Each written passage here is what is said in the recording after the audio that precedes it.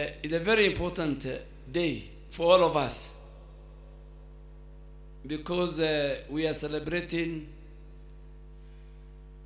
the 100 years of the existence of Jamia. I always tell people that Jamia is the mother of all other masjid in our country. And it is. But on the onset, I want to thank those who have gone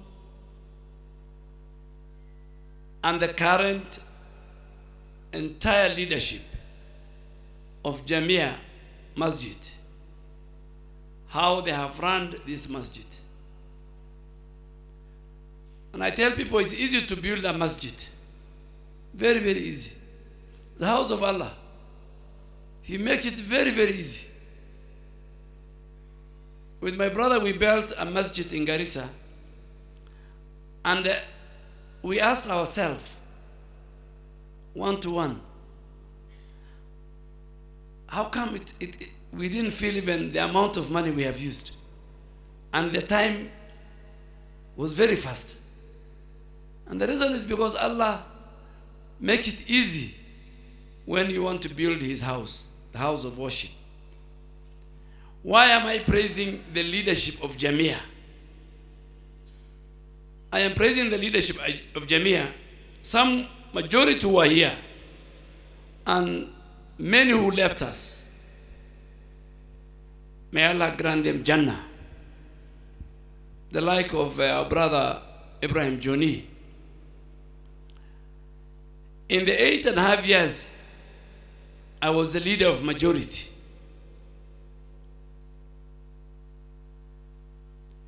Through them and the many lawyers who were led by Brother Lidome, we made very robust laws in our country that were good for our country and also considered the interests of the Muslim Ummah in our country. I will start with the security laws. I brought them the bill. I told them as much as we have a duty to protect the security of our nation, let us look at this bill where we feel it offends the Muslim Ummah and the Muslim and the Islamic religion. And I remember the day the president assented to that law was on a Friday. That act was brought here. Brother Bilo and Brother Lidome knows. Today we are proud to have Islamic banks and Islamic insurances. All those laws were done with the support that I received from the leadership and the legal team of Jamia. That's how first comment today is Premier Bank. That's how you see many insurance and many microfinance. Jamia leadership, we played a very big role to make sure that we entrench the Qadi's court in the 2010 Constitution. They gave the legal support free. Jamia and us who were the leadership then, including Senator Bilo Okero, we played a big role in the marriage bill and said, this bill for the Muslim Ummah, we will use our Islamic Sharia. The Succession Act, and I will name it and say many legislation. Today we are very happy. We have a country where the preamble of the Constitution says Kenya is a God-fearing nation. Very few countries in the world have that in their preamble of their Constitution. Very few countries in the world have in their constitution that marriage is between a man and a woman. Even I was telling colleagues in parliament when I left, what are you legislating? The constitution has given all this we did with the leadership of Jamia, including what we are rebranding today, the Horizon TV. With the entire leadership and more other leaders, today we have Islamic universities with the charters, a number of them. So we must say first, Alhamdulillah. 100 years ago, the person who put the first brick, who imported it, brought it to the port of Mombasa, and I'm sure those days there were no cranes, and then put it on the railway, and then allow those Muslims who are building the railway to carry the bricks from the railway station, the 2 kilometers, up to here. Those have set a foundation of the fruits that we enjoy here today. And in life, you must be remembered for something. I am very happy the role our elders have played. And I am very happy the way they have passed the baton to the team sitting here. My brother, Professor, our architect, our imam, and the many other imams who were there before. A lot of people come and learn from Jamia. But dear brothers, elders, and sisters, I want us to use this media platform to educate our young generation on integrity, on Islamic morals, on parenting, on ethics. The biggest danger we are facing today as an ummah is our generations to come. And we have an opportunity to use this media, Horizon TV, which we are rebranding it today. A lot of parents have abdicated their parental duties. Government cannot parent your children. Children, when they're young, the first environment is how the parents, the father and the mother. And then the next environment is the school. Today, your child, if you buy him a smartphone, you have a choice either to destroy him or to make him a very good Muslim. So most parents have abdicated. And we want to hear the voice of the Muslim leaders. And I'm wondering why we are not talking about that cybercrime section 27 that was passed the other day. You know, there's a lot of fake news. The Cybercrime Act was passed when I was a leader of majority. That section was challenged in court. That is a section which protects our young children from the accessing, for example, pornography. Today, if you go to many countries, Muslim countries and other, even in the US, there are certain things that are not allowed. A lot of young people commit suicide because of accessing certain sites in the social media. A lot of them go to drugs and drug abuse because of what they see, social media. That section, the court said, is constitutional. But I was shocked the other day, another judge did not know that his counterpart 2 years ago has said it is constitutional. Even as a Minister for Health, my biggest issue two big issues. Apart from the normal conventional disease, the mental health in our country is at a very proportional level now.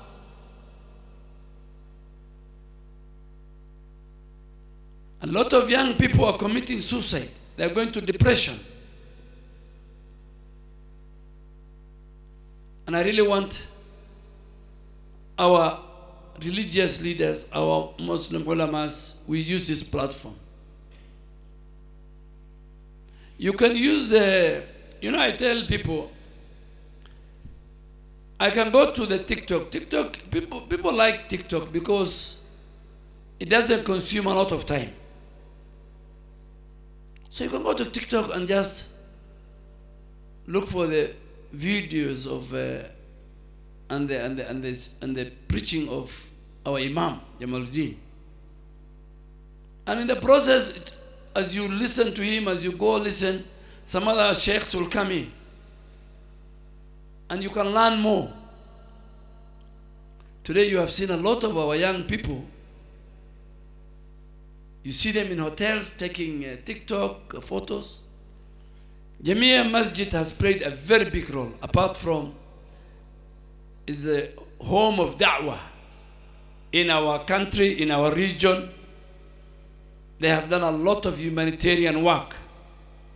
They have solved a lot of conflicts among other masjids. But today we are very happy as an ummah.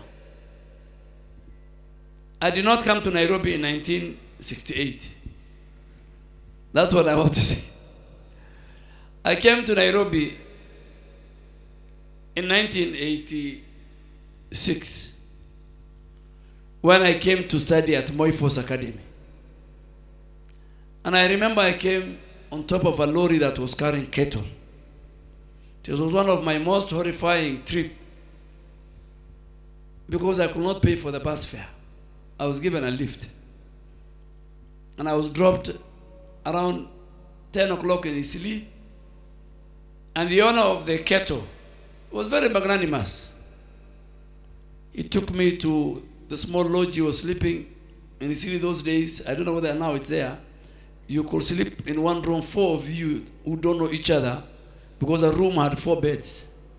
So me and him, we slept in one bed, and the other 2 people, we didn't know them.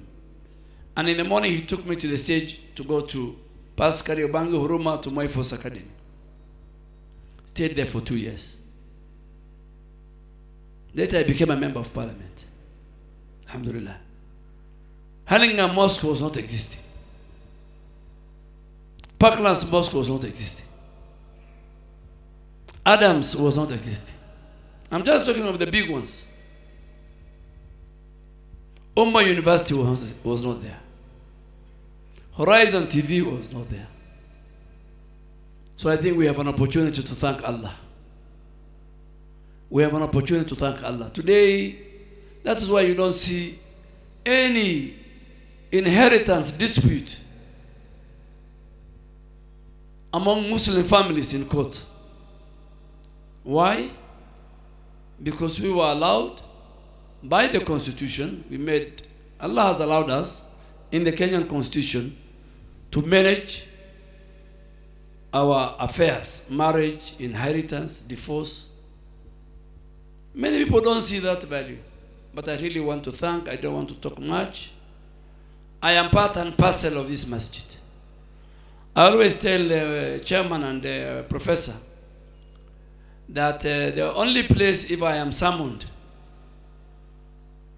I will come very fast, is Jamia. And I finally want to ask Muslim leaders. I have an opportunity. I'm just like a lot of below. I don't want to vie. So I don't want to vie. I don't want to look for any political seat. Alhamdulillah. For many years they elected me. So I wanted to speak to the leaders. Do not shy away for speaking for your religion. Don't shy away. Be proud of being a Muslim. Be proud when you see our women are wearing hijab. Because it is in the Constitution, in the Bill of Rights. It says nobody in Kenya can be discriminated based on his dress, his color, his gender. So if our women wear hijab, it is a constitutional provision. Anybody who is doing to the contrary is doing it against the constitution.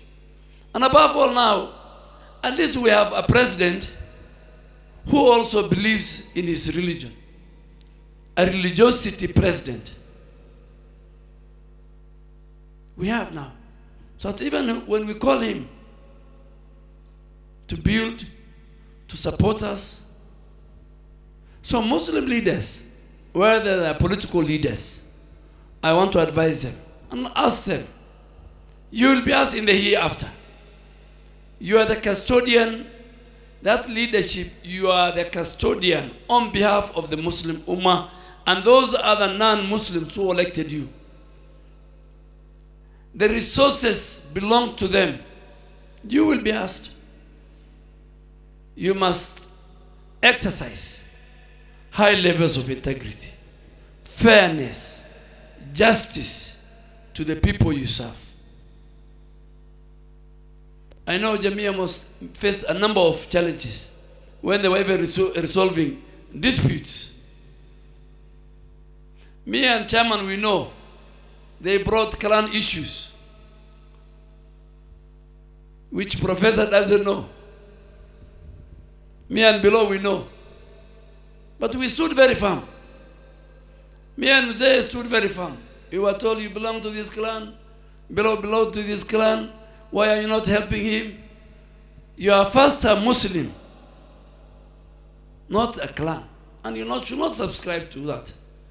So I want our leaders, when they are on the floor of the house, they must speak for Kenya. They must speak for the constituency that they come from. And thank you, Jamia, for also having an open day where people of other faith come and see. And that is the country we want to build, where there's a lot of tolerance, religious tolerance. And I really want to ask our Muslim brothers and sisters in Kenya, let us respect the people of other faith. Let them bring them closer. They must see the good part of Islam. And I tell people, you can pray in the first saf. But Islam is about character. You can pray in the first saf. But when you get out of Jamia, if you go and indulge in everything that Islam does not subscribe to, you steal public money. Unadhulumu watu binadamu. Unasema uongo. Hata ukitusukuma kwa hii safu ya kwanza, ni bure kabisa. Unajua, we must, when you enter the masjid, it is your heart which is entering the masjid. It is your character is key in Islam.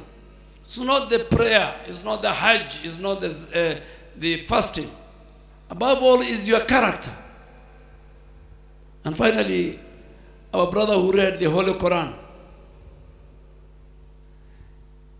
the ayah told you about the power of the Quran.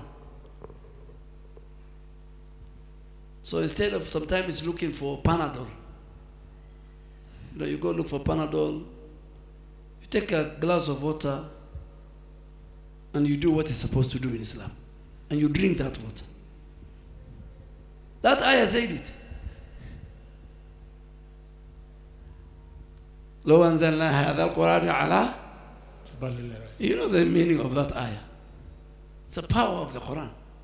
So let's teach our children. Let them become Hafiz al-Quran. Let's make sure, if you see a lady who has no hijab, if she greets you, let her not go away. Call her. Tell her you're not dressed well. If you see a Muslim in the wrong place, tell him that is not the right place. Let us have religious tolerance.